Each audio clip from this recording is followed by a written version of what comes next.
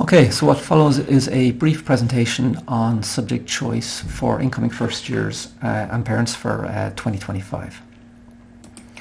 So we always begin by just reminding parents and students that motivation is a strong indicator of academic success. So how does this tie in with subject choice? If a student picks subjects that they're genuinely interested in, they're motivated to actually engage in and to do well in, then they're probably going to achieve higher grades in those subjects, and it'll help motivation. So if they're actually doing something that they enjoy doing, they're going to feel more motivated maybe about other subjects. So subject choice is important to get right in terms of actually keeping your levels of motivation up. So this is what the form operates like. So this is not the form itself. This is just an outline of how the procedure works. So for example, there are 3 option blocks.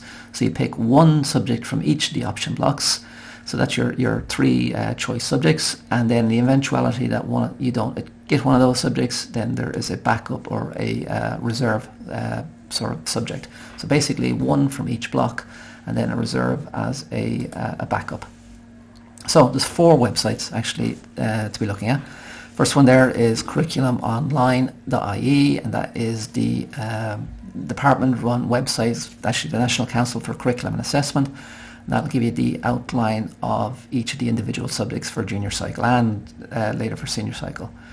Qualifax is the national database of courses. So if you want to be a mechanical engineer, you can go to Qualifax, look up mechanical engineering courses and double check on entry requirements. Most of the entry requirements questions comes down to whether I need honours maths, do I require a modern European language for entry to a course, is a science subject, laboratory science subject required for this course, and so forth. So Qualifax is a national searchable database of courses. Careers Portal has a similar database plus additional information. So if you want to find out what a mechanic does or what a nurse does, there's loads of videos and lots of information. Careers information specifically on careersportal.ie. Now I said there was 4 websites. The last website is the school website, or linked into the school website. It's guidanceoffice.info. So we can start there. So if you go directly to the school website, St.Ciarán.cs.ie, on the far right hand side is the link to guidance, and that brings you into the guidanceoffice.info website. So the tab that you're interested in at the moment is the 3rd one across the top, which is subject choice, because you're picking subjects. Lots of information there about subject choice, most of it geared towards senior cycle, but there's a small section there for first year subject choice. There is a general letter to guardians and parents just reminding them about the importance of subject choice. There is a short presentation on how to use Qualifax when you're actually trying to research course requirements, so that's quite useful. There is a copy of the option form, as I said, just a mock version from last year, just to get your head around the idea that you basically just pick one subject from each block and then a backup.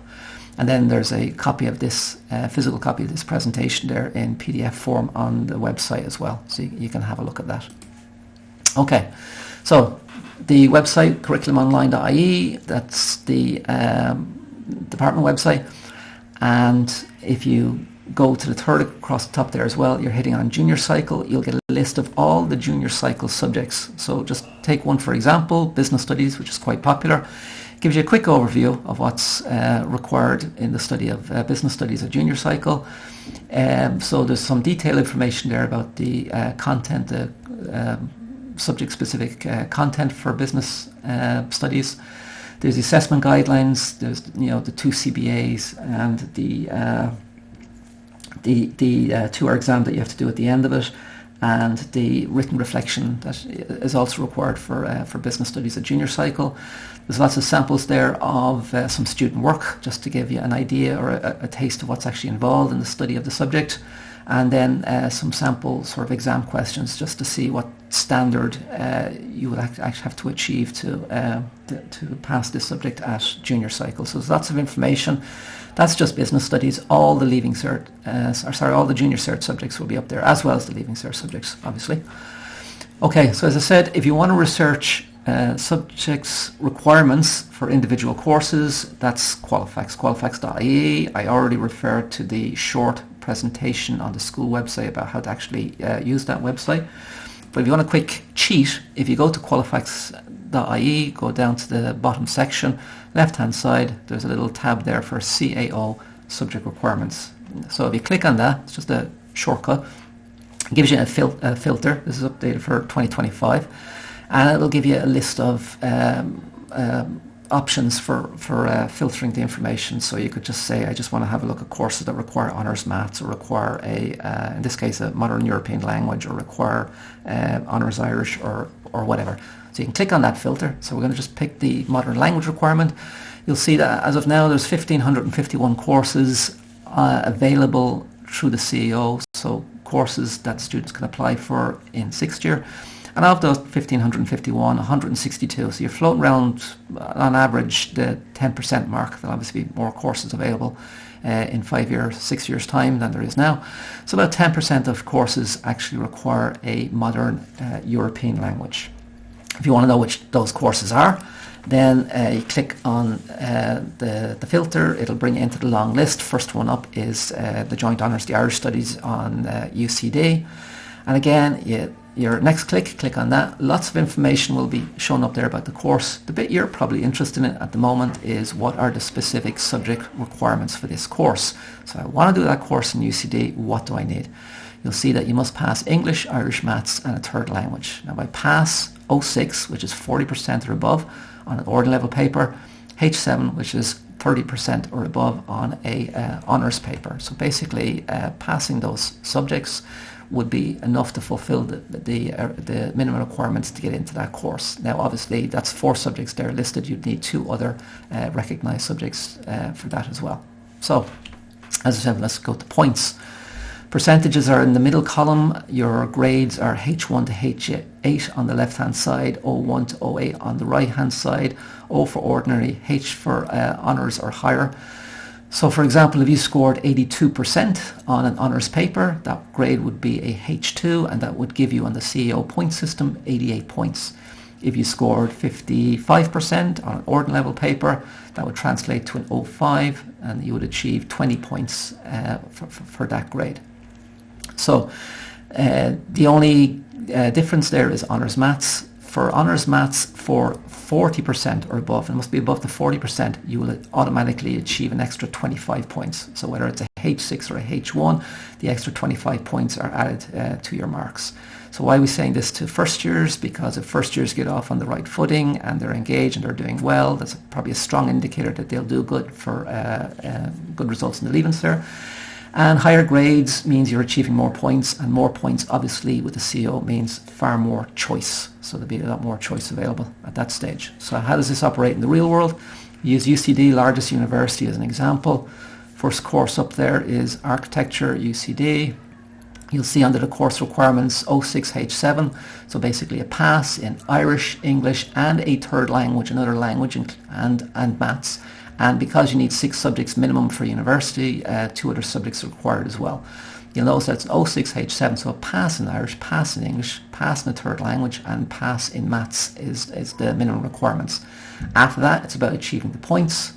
Points are always based on your best 6 subjects. So even though you might need French or German for your architecture in UCD, and that might be your 7th subject, so your weakest subject, your points are based on your best 6. So as long as the university recognises that you actually passed the language, you fulfil that requirement.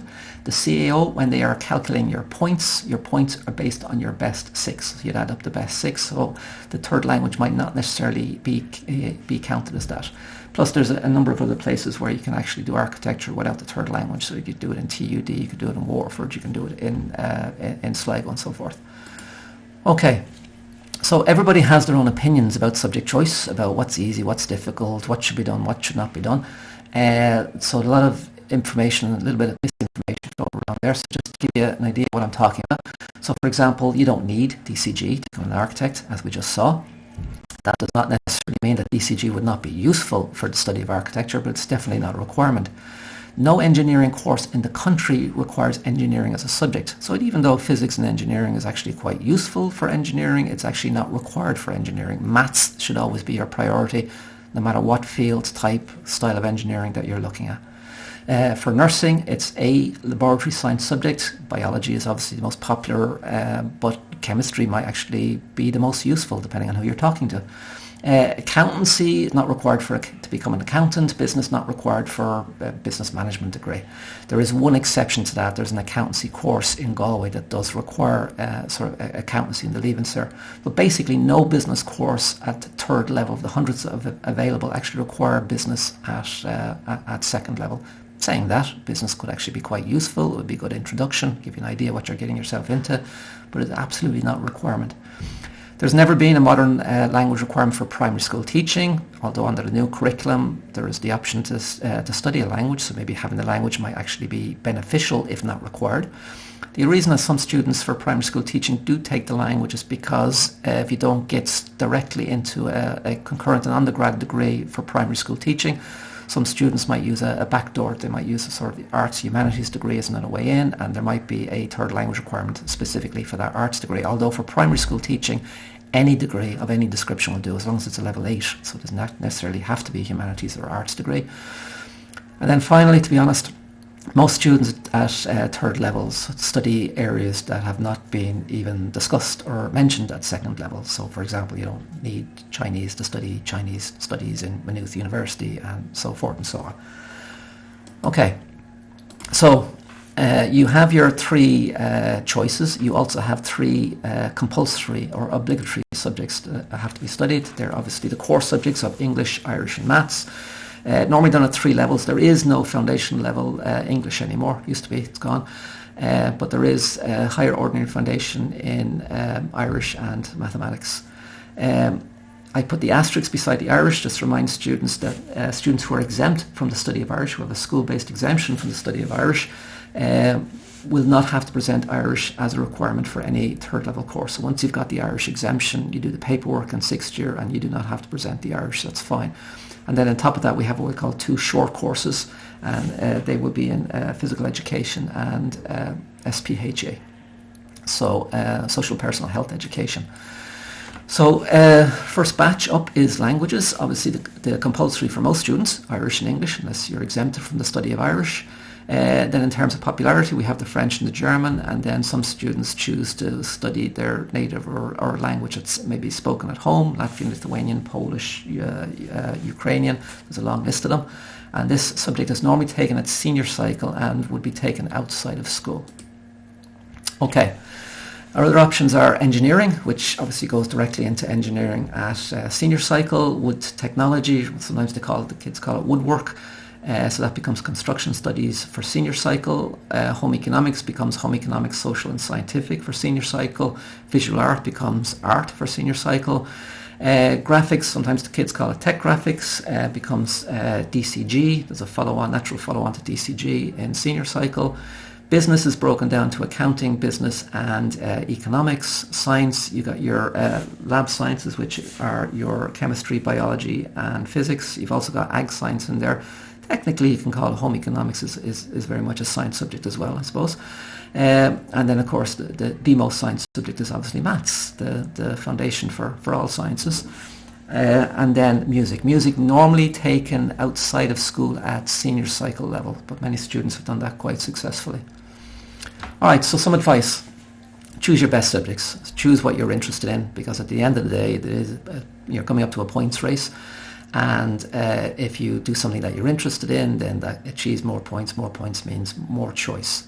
If you have a specific career in mind, go to Qualifax and check it out. If you know you want to be a nurse, go to Qualifax, check out the nursing degrees, the different types of nursing degrees in different places, and just double check, just for your own peace of mind, what specific requirements they have. Please be aware of the easy and difficult subject or hard subject. Everybody has their own opinion on what's easy and what's hard. Generally, what I find is it's easy for a student who enjoys the subject and has an aptitude for it. It's difficult for a student who doesn't enjoy the subject and doesn't have an interest in it. Where possible, now only for the core subjects, English and Irish and Maths are done at honours ordinary level, but where possible, stick with honours level. All your other subjects are done at common level, but then when you kick back into senior cycle, it'll be very much honours, ordinary and foundation. Please don't choose a subject totally depending on which teacher is teaching the subject. They may not be here next year. Please remind yourself that the Junior Cert is a full-time 3-year course. It's important that you're making an effort from day one. So certainly in first year you would hope that a student would be doing maybe an hour and a half of study homework a night. More obviously if they need to achieve more than that. And again, if a student genuinely makes mistakes, so if you're end of September and you're in home ec and it's an absolute disaster, then and you want to see if there's an option to transfer, then talk to someone as quickly as possible. There's no point in having these conversations around December or January. There's no guarantee that a change can be facilitated. Most, especially around the practical popular classes, have class limits or class sizes on them, so there might be no physical space to put you, and you end up being stuck with that subject. So try and make a good decision first off, and then there's no reason to change later on. If possible, talk to siblings, maybe parents, neighbours, cousins, anybody who's done the subject before, just to get their point of view. Always remember, though, it is their point of view. The reason that someone dislikes a subject might not be the same reason that you would dislike that subject. Make sure you do your research. So use Qualifax, use Careers Portal, use curriculum online, and gather as much information as possible. More information leads to better decisions. I suppose the end game for all this, for most people, is to get some sort of work or get a job, whether through continuous education or later education or not.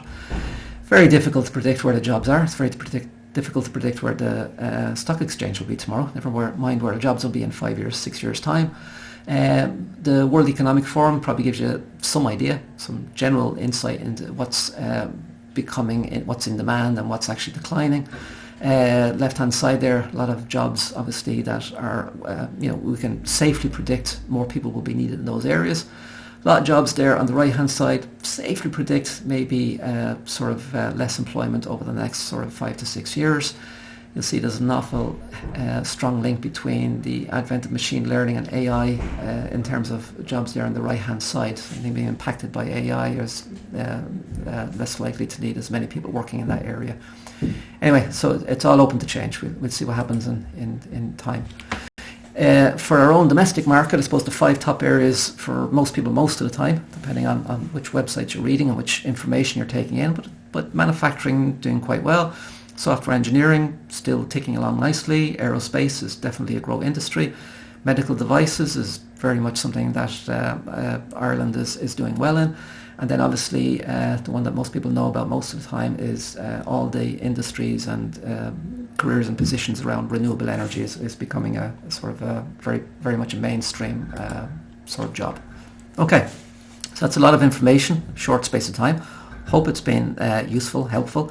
If you're still confused or you have any sort of additional questions, email address is right there. So just dotes@stciaranscs.ie. That comes straight to my desk. So I can either email you back or phone you back. So if you have any specific questions, just drop me a line. I'll try and get back to you as quickly as possible. Okay, so I hope that's been helpful, and best of luck with subject choice, and we hope to see all the first years in August, September.